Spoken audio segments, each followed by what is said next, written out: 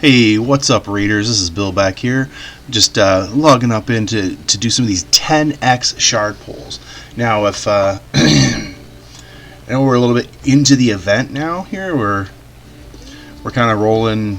Oh, I don't know, a day and a half in. I was kind of looking for a good time to do this video and pull these shards. And sometimes I want to test that RNG out and see if maybe not pulling right away gets us a better chance at that 10x.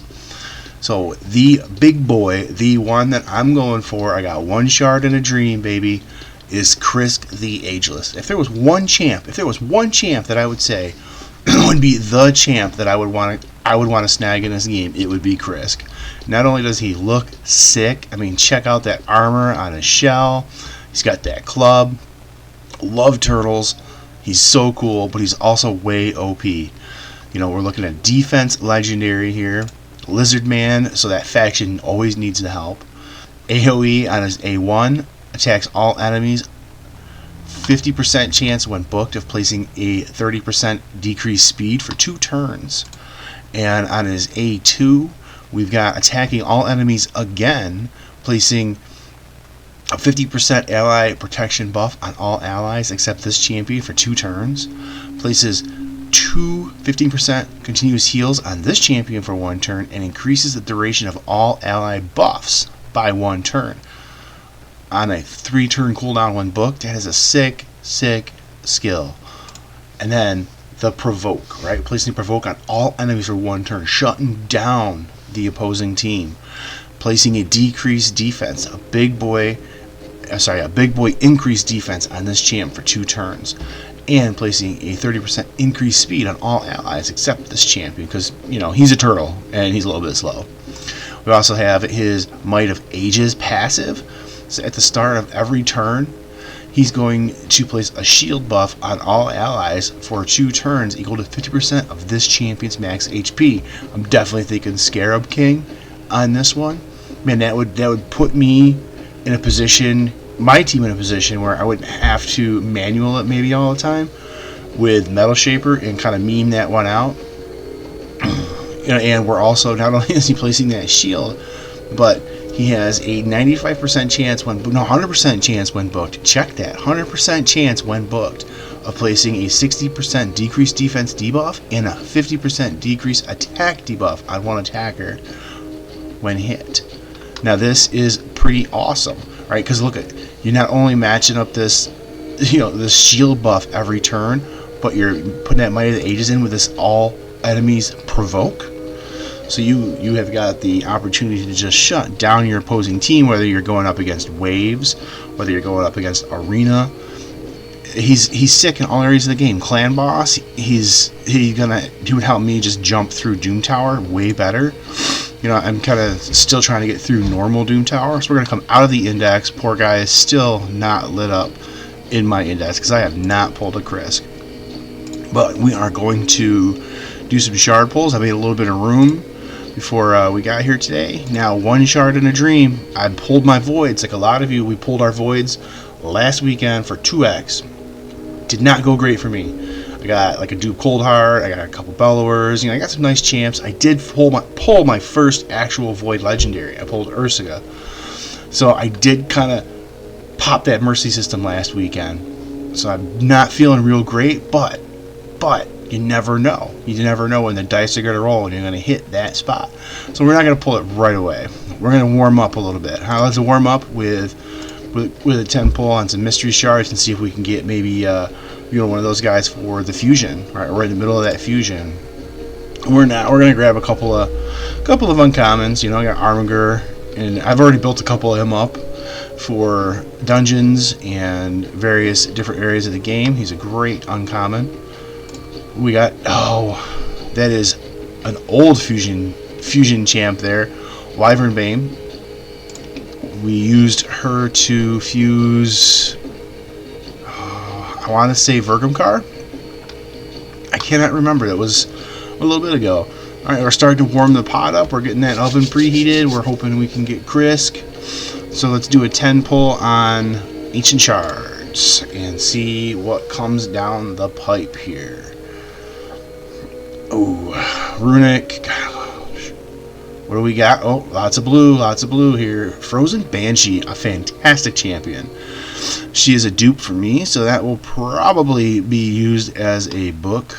And nobody else really jumps out. These are all dupes for me. These are all champs I've either already used for food or already have. So we're filling the refrigerator.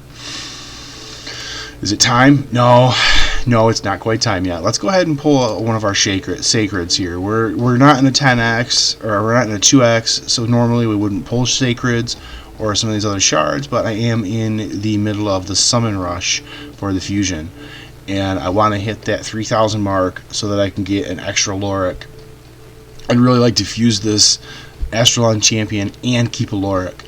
That's been kind of a goal, so I'm hoping that I can get an extra one. Now, are we going to see gold? Ready? Go. Come on, gold, come on. Purple. Sandlash Survivor. She's a great champ. Good to play. She's an epic orc. This is a dupe for me, but this is a fantastic defense champion. It will help you a lot in your faction wars and other areas of the game, right? Attacks one enemy 2 times. When you ascend this, you start being able to place provokes. All right, this is a provoke 10x, so she's one of our 10x champions. She's going to place that provoke on one target if this champion has no debuffs.